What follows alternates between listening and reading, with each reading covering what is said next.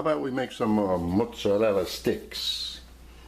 And the only problem I see with the norm in the mozzarella sticks is that they're in a way tasteless. I mean, it's nice, you have the cheese, it's fried, and you dip it in tomato sauce, but still with that. So what I've done, I'm using Pepperjack string cheese. And you have to use string cheese anyway for this, so why not have it with a little spice in it? And I'm using Panco breadcrumbs. The texture is so much nicer than plain old breadcrumbs. So you can buy Panco plain, or you can buy Panco seasoned. Eggs and flour and a little oregano. The oregano, most people would put it into the bread, but guess what? You lose it. So where do I put it? Where the cheese first touches flour and then the egg. So you don't lose any, and you know it's there. So the first thing we got to do is move along here and don't waste time, because this is kind of quick. We're going to make one of these immediately. We just take one and I cut it right there, so why doesn't it come out? Not working with me. Let's try it this way. If you try using regular mozzarella, you know what's going to happen? They're going to just open up and ruined. Cut these in half. You can cook this, but it's kind of long. And then you just put it in the flour. Shake it a little. Put it in the egg. After the egg, if you notice how the oregano sticks on there, and then over here, about 1.5 inches of your favorite oil for cooking. I don't care what you use, it's up to you. And then we take this, and since we don't want to touch it and get egg all over and then have your fingers with egg in the breadcrumbs, just drop it in there, shake it a little. Now when you put your hand in there, your hand's going to come out dry.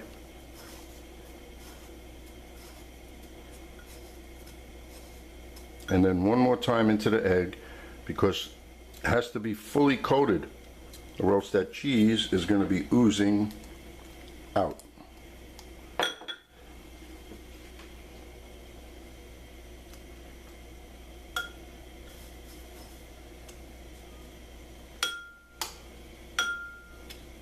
And you set the temperature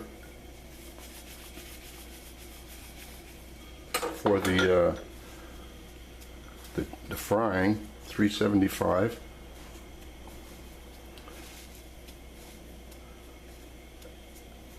And now we're not going to fry this right now, because the most important, this has to be frozen. You see, I forget the important things until the last minute, because if you put this in there and it's room temperature, just chilled, the cheese is going to come out.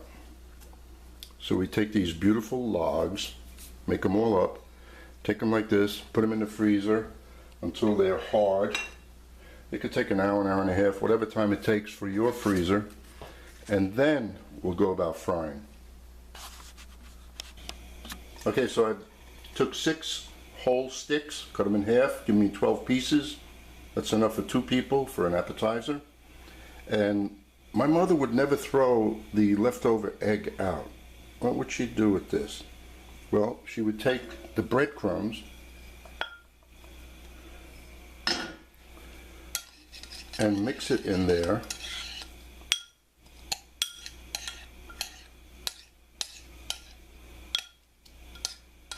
And And then you take this and you put it in a skillet with a little olive oil, and you have a breadcrumb pancake or breadcrumb croquette or fried breadcrumb. She didn't waste anything. Well, just to show you that little, let the bread soak the egg in. I deep fried it, and that's it. So you have an added item. The oil's getting hot. As soon as I get done with this video, I'm gonna order a thermometer because the last one I had broke many months ago. I keep on forgetting to replace it. So I'm just gonna drop this piece of celery in there and see if it's hot enough. And that looks pretty good because we don't want to burn the mozzarella sticks. We just want to brown them quickly. Quickly. Because the longer you leave them in there, the better chance you have of them, the cheese oozing out. So we'll take this slotted spoon and we'll put 2 pieces in there and see.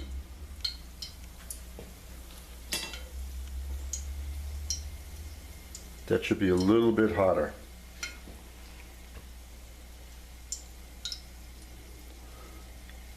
So what I'll do is just go like so.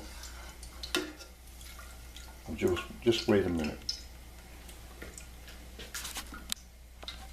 Well, it's hot enough because I just dropped one in there. Now, if you put a lot in, you know the temperature will drop. So it's best to do a few pieces at a time.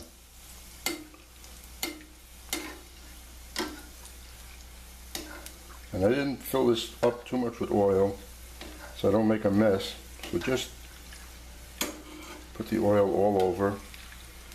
You're not going to burn yourself. And as soon as you have a golden brown, you're done. And the panko is so nice and crispy. That is beautiful color. Golden brown. So now that the oil is very hot, let's go for 3 pieces.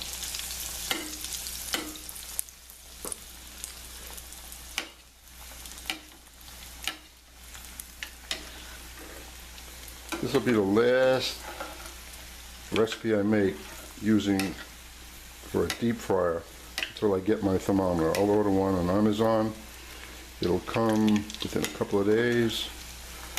And I won't have to deal with this again. Now this could be like 375, 385. It's going to work. See, nothing oozes out. And then for the sauce, I have a plain marinara sauce. Either make your own or buy it. Now you don't have to eat these right away. Now that they've been deep fried, because you want to work ahead quite often, just take them and put them in the refrigerator. And then, being careful, don't put them in the microwave because then the breadcrumbs will be a little soggy. So you put it in a moderate oven just to heat them up. You can't use a microwave for everything, especially when breadcrumbs are involved. So as you see, look at that, that's a very high flame I have. And that's what you want. And now I can shut this off because it's going to continue cooking. And we're all done.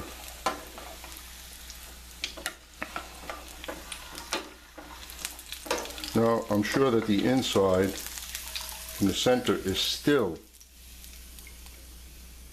cold. So let's see how we're going to present this. very nicely. And if you notice, let me get this plate over here and just take a look at the paper. Why? Because